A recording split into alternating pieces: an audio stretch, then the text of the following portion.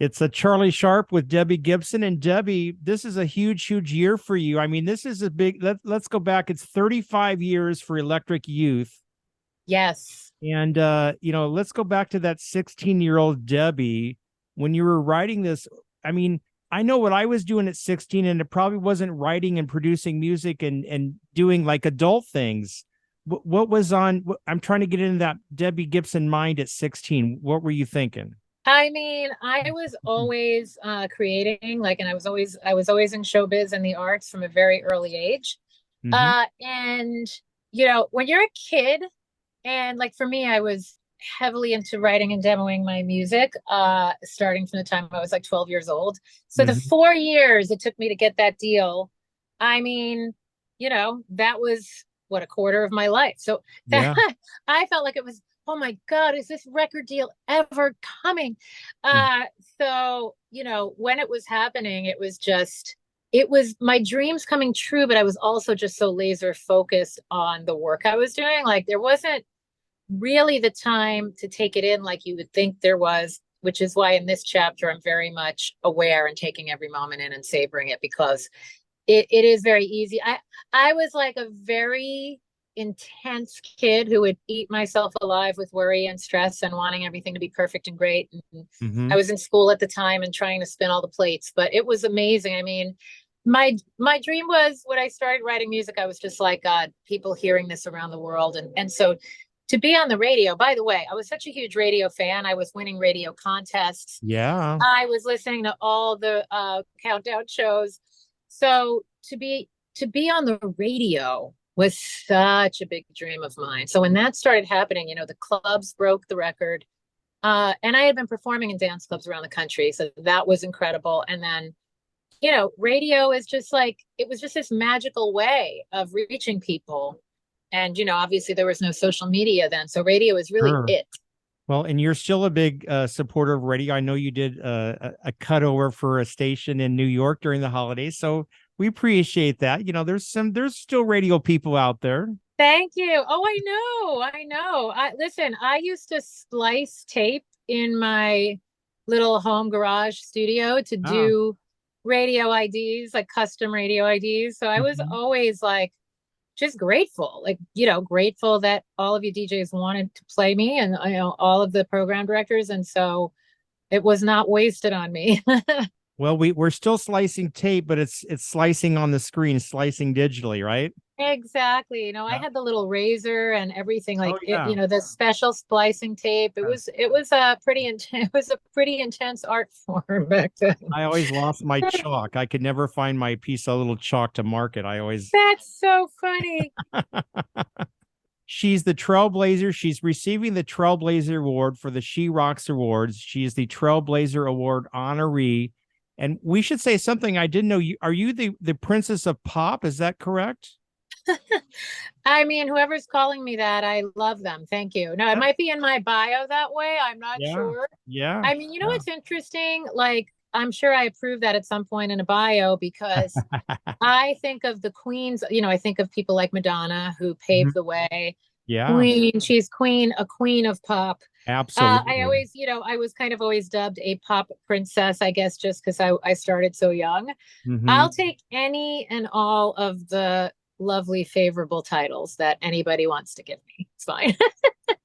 So tell me, what's it like for you getting this award? Because you definitely have paved the way for a lot of young women in the industry. And there's a lot of people doing what you're doing now. But before, in your time, you're 16 years old, you're knocking on doors, getting a record deal. That is just amazing. I don't know what else to say. I hadn't heard that part of the story before, but that is just amazing. Tell me about that. What's it like about getting this honorary award? I mean, it's amazing. And this week actually also marks the 2 year passing of my late great momager, Diane Gibson.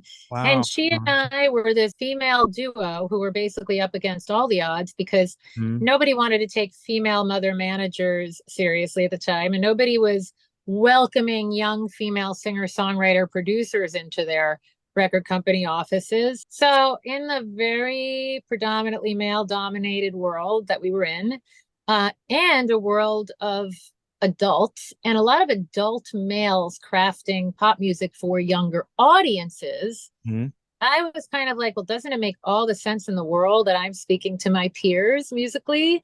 Mhm. And, the music was very simple and catchy because it was like simpler. I was really reflecting on this today because I was like, you have Billie Eilish now making music that's Yeah. resonating with someone like me, but kids are living in a very adult world now.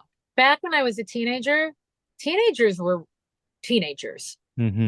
Like if anything, I was even younger than my age in a lot of ways. I was older in my business mindset, my creative mindset, but in terms of like just being socially awkward at 15, 16, 17, I was very young, And so I was just speaking to my peers through my music, and it's really, really amazing to think how the landscape has changed. Now everyone's looking for the next young female singer-songwriter.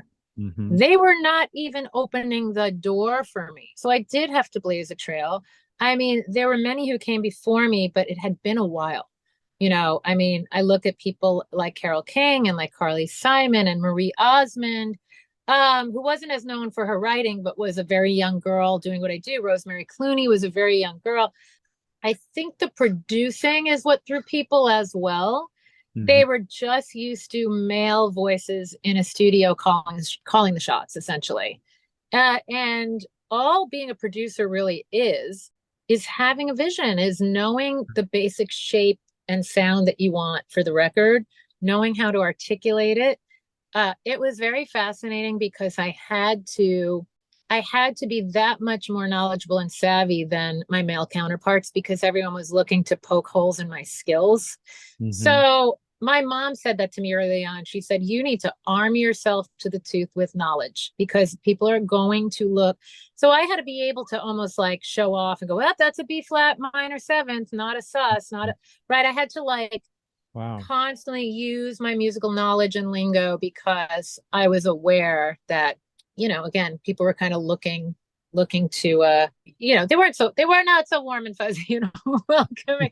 But uh the best proof of the pudding was really Foolish Beat going number one. And that Yeah. I was able to set that world record for being the youngest artist to write and produce and perform in number one. And I'm still the youngest female to date, which again is shocking because there are so many females doing it now. But it's still, it's still its own thing. And so I'm very, very proud. But again, I'm more proud to just be a part of this lineage that goes back to the Carole Kings and the Carly Simons and looks all the way forward to, or goes to the present of Taylor Swift and Billie Eilish and her and all these amazing artists and looks forward to whoever is coming up next. So it's an exciting lineage to be a part of. And speaking of lineage, I didn't know your father is an artist. My dad was actually an orphan, and he grew up in the foster care system. Wow. And he sang in a barbershop quartet with three of the other boys. So Mhm. he was an untrained, very, very naturally gifted vocalist. And at 80 years young, I got him to duet with me on my first ever holiday record, Winterlicious. We do White Yeah. Christmas together. Yeah, Yeah. he's got a gorgeous, like Pat Boone crooner type voice. So I'm always curious, what's it like? What's a typical day now? Because you have your tour, but it's not every single night like back in the day. What's a typical day? Are you an early riser? Are you a late riser? What's a typical Debbie Gibson day? Well, it is very different because I've done like 70 shows in the past year. Yeah. In Wow. this RV, which is like my mini tour bus. And so, I've put 30,000 miles on this thing. So that gives you an idea of how much I've been performing in the last couple of years. But so when I'm on the road, it's a different kind of day than not. But it's very hard to outline what I do, but I run a company. It's like my Sure. manager, Heather, and I, we have a label. We are the team. We do everything. I have a distributor, but essentially, I have a to-do list today that, I'll Mhm. probably be rolling till 9 p.m. tonight on this to-do Wow. list. and it's again, it's every detail of every aspect of a career and a business. And so I'm writing a book right now. I'm approving mixes right now. I'm putting together this recreating my Electric Youth show for the 80s cruise coming up. We're getting ready to announce some other things that are in the works. There's constant decisions, constant meetings. There's so many things. It's hard to describe, but essentially I'm the CEO of a company and an artist. So my days are right now I'm dressed down. I haven't gotten dolled up yet. I'm gonna get to do dolling up and doing some promo videos and things tonight. But yeah, so it's keeping my voice in shape and my body in shape and my company running, and trying to balance my life, have a bit of a life at the same time, run with my dogs on the beach when I can. What's your favorite food? What do you Oh, my favorite food, probably good old American pizza. All right, it's Debbie Gibson. She'll be with us tomorrow night, or I should say Thursday night, at the She Rocks Awards, Anaheim, California. Thank you so much, Debbie, for taking time out today with us. Thank you so much, Charlie.